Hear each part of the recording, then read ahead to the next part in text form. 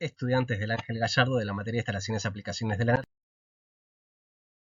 energía. Ya vimos hasta acá sistemas solares fotovoltaicos y vamos a ver en este nuevo videito sistemas fotovoltaicos domiciliarios, residenciales. Recuerden, como siempre, en el QR van a encontrar el acceso a la carpeta compartida de Drive con toda la bibliografía de consulta necesaria. Ya vimos hasta acá cómo funciona el efecto fotoeléctrico, esto de pasar del fotón de la energía solar a convertirlo en energía eléctrica. La multiplicidad de esas celdas fotoeléctricas va a conformar lo que conocemos como el panel solar. El panel, una placa de unos 2-3 centímetros de espesor de 1 metro por 2 metros. De toda esta serie de datos técnicos, la que más nos va a interesar por el momento es la potencia asignada, ¿sí? ¿Cuánto yo puedo obtener? En paneles comerciales ronda entre 300 y 500 watts. Y esto va a definir la cantidad de paneles que yo voy a usar en mi instalación. Posterior a esto voy a definir qué tipo de conexión, si en serie o en paralelo, yo voy a conectar los paneles. Ustedes conocen la ley de Ohm, así que saben de que en cada uno de los circuitos yo puedo obtener qué tipo de tensión y qué valor de corriente voy a obtener en cualquiera de sus formas. Estos parámetros van a ser los que van a alimentar el tipo de inversor. Y en la salida del inversor yo voy a tener la corriente ya alterna en 220 volts, 50 Hz, que es la que apta para mi residencia. Una vez elegido esto, yo voy a elegir entonces qué tipo de instalación. Esto depende del contexto y del para qué yo quiero poner una instalación de paneles. Supongamos este ejemplo en el que estoy aislado de la red eléctrica, en un pueblo rural. Comúnmente se abastece de energía eléctrica con un grupo electrógeno o cualquier recurso que utilice combustibles fósiles. Yo voy a optar por poner paneles solares para reducir el consumo de combustible. En este caso voy a tener esta doble entrada, ¿sí? Comúnmente se recomienda optar por un sistema de baterías que acompañe este consumo, para que en los días nublados o de noche yo me pueda seguir alimentando por las baterías que fueron previamente cargadas por los paneles y seguir reduciendo de esa forma el uso del combustible. Si no, el típico ejemplo en el que yo sí tengo acceso a la red de distribución eléctrica y nuevamente tengo esta doble entrada en el que principalmente voy a optar por abastecerme de los paneles y en el caso de que mi consumo sea mayor y los paneles no me alcancen o en los días nublados y de noche yo me abastezco de la red eléctrica. En este tipo de casos el sistema de baterías no es tan recomendable porque yo tengo esta garantía de la doble entrada.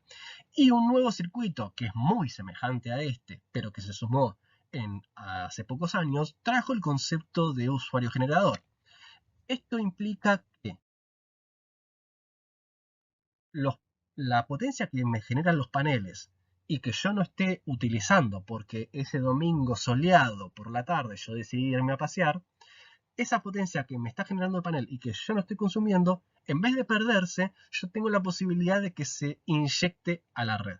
De esa forma se la entrego a la distribuidora eléctrica, ¿sí? ¿Cómo y de qué manera va a estar regulado esto? Lo vamos a ver en videos posteriores. Bueno, vamos a continuar ¿sí? con la instalación y los montajes de los paneles solares. Es muy sencilla, ¿sí? Los paneles se pueden colocar directamente sobre la superficie o bien utilizar estos bloques de cemento. ¿Sí? Sobre estos bloques de cementos o sobre la superficie se van a poner estos perfiles de aluminio donde se van a colocar ¿sí? los paneles como en esta fotito que vemos acá. ¿Sí? Es muy sencillo. Hoy realmente hay muchos productos que se venden como para la instalación de estos paneles. Lo importante al momento de colocarlo es la inclinación, que vemos acá que está un poco inclinado, y la orientación, para poder captar ¿sí? la mayor luz posible. Bien. Lo que les comentaba sobre ¿sí? la inclinación y la orientación. Estando en el hemisferio sur ya sabemos que siempre ¿sí? la mayor captación solar la vamos a tener hacia el norte. Si estuviéramos, por ejemplo, en el hemisferio norte, no sé, Canadá, Estados Unidos, tendríamos la mayor ¿sí? Captación del sur hacia una orientación hacia el sur, ¿bien? Ahora veamos la inclinación. Siempre orientación norte.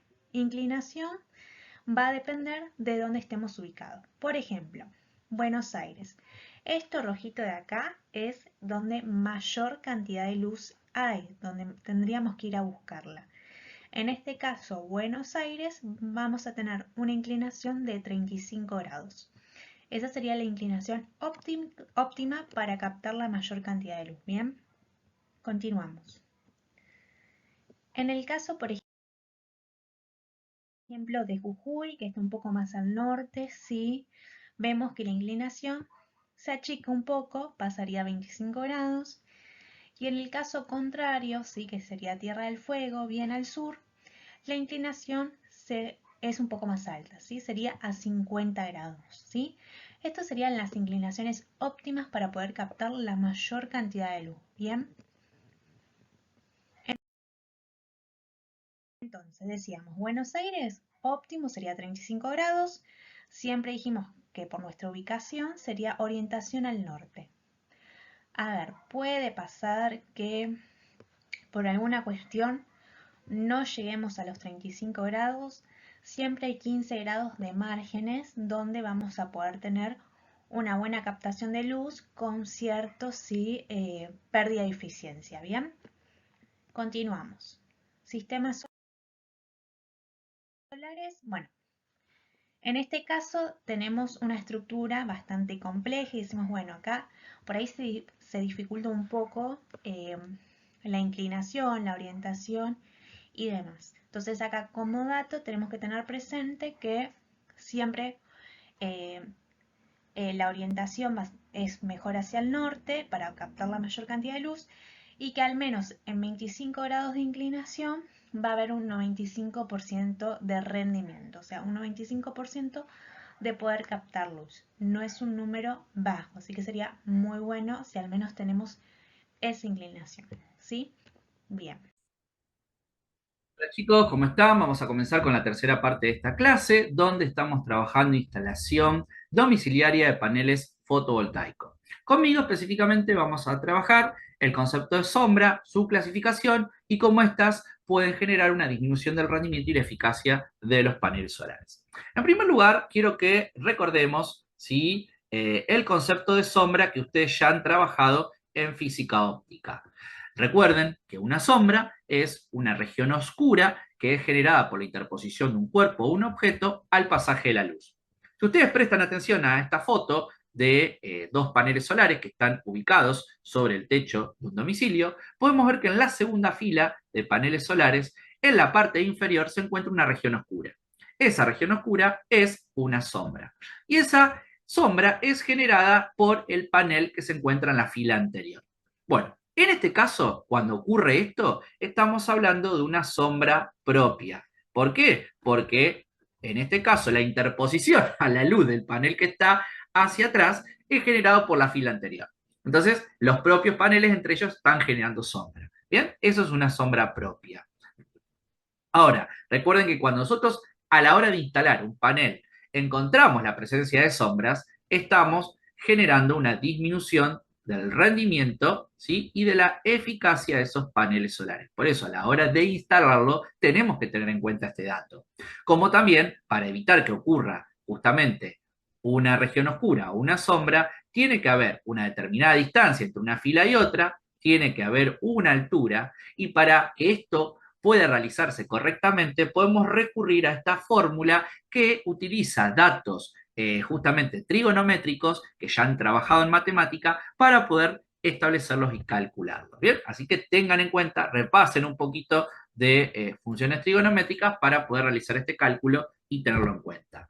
Ahora, en esta presentación estamos viendo específicamente tres ejemplos de paneles solares que presentan, fíjense en este primer ejemplo, tenemos como un poste de luz y un cableado que genera sombra. Acá tenemos una chimenea que está generando sombra y acá tenemos ¿sí? la copa de árboles que están generando básicamente la mitad del panel solar, están generando sombra. ¿Cómo se llama esta sombra? Impropia. Impropia. ¿Bien? Entonces, ¿por qué se llama así? Porque la región oscura está siendo generada específicamente por cuerpos u objetos ajenos al panel solar. llámese cableado, edificio, chimenea, llámese, en este caso, un árbol, etcétera. Bien, entonces tenemos sombras propias, las generadas por los propios paneles, y tenemos las impropias generadas por cuerpos ajenos. Bien, vamos a ver algunos ejemplos, ¿sí? Vamos a ver algunos ejemplos. Miren acá, acá tenemos una sombra impropia. Fíjense que esta persona instaló dos sistemas de paneles solares, bien, en distintas direcciones. En este que estamos observando acá, podemos ver la presencia de una sombra impropia generada por un cableado eléctrico, pero la persona, el propietario, sabiendo que esto ocurría, decidió, para evitar disminuir el rendimiento de sus paneles, instalar una segunda fila con otra dirección. Básicamente está mirando al norte. ¿Bien? Entonces, de esta manera, en distintas direcciones, frente, ¿sí?, a la presencia de sombras impropias, para evitar disminuir el rendimiento, el propietario y el equipo técnico que lo instaló acudió a esta técnica específica o de ampliar la cantidad de paneles solares que instaló en este techo. Ahora, podemos ver en esta otra imagen, fíjense que la fila de paneles solares fue colocada de manera cruzada. Si bien acá hay una sombra impropia, lo que está pasando acá es que dificulta el pasaje para la revisión del equipo técnico. Entonces, esto lo que hace, convierte a este equipo de paneles solares como en una región no segura. Entonces, a la hora de la instalación, además de inclinación, altura, distancia entre paneles, también tenemos que ver si el lugar donde está instalando termina siendo seguro para la persona que va a hacer el mantenimiento de los mismos. Así que ese otro dato también que ustedes tienen que tener en cuenta, chicos, ¿sí? Es un dato muy, muy importante. Esperen que vamos a borrar acá. Bien. Ahora, vamos a ver lo siguiente. Fíjense este otro ejemplo. Acá estamos viendo una casa de 2 plantas, ¿sí? Techo de chapa. Acá tenemos un tanque. Bueno, ¿qué hizo esta persona? Instaló 14 paneles solares, ¿sí? Pero para evitar tener sombras propias, impropias, ¿qué lo hizo? Lo más alto posible. Puso columnas sobre este techo y pudo instalar sus 14 paneles solares para tener un buen rendimiento y eficacia energética, ¿sí? Es positivo, pero ¿qué pasa? Acá tenemos un ejemplo de lo que volvería a nuestro lugar de trabajo para un control o para un mantenimiento de los mismos, está volviendo esta zona como un sector inseguro o de riesgo de trabajo. Entonces, estas cosas hay que tenerlas en cuenta. Aunque sea positivo para la generación de energía, bueno, termina siendo un poquito peligroso a la hora de realizar un mantenimiento, ¿sí? Bien, con esto, chicos, acabamos de ver, ¿sí?, un pantallazo general de cómo tenemos que realizar una instalación domiciliaria de paneles fotovoltaicos. Para la próxima clase es importante que revisen o lean del material que vamos a acompañar esta clase, cómo se produce la inyección a la red de energía. ¿Qué quiere decir? Que ustedes se pueden encontrar fuera de casa, vamos a suponer que tienen paneles solares, están generando energía y no la están usando. Bueno, tienen la opción de poder venderle a Edenor y Edesur esa energía. Bueno, eso es lo que se llama inyección a la red. Bien, eso vamos a trabajar en la próxima clase. Como también realizar cálculos de usuario y generador.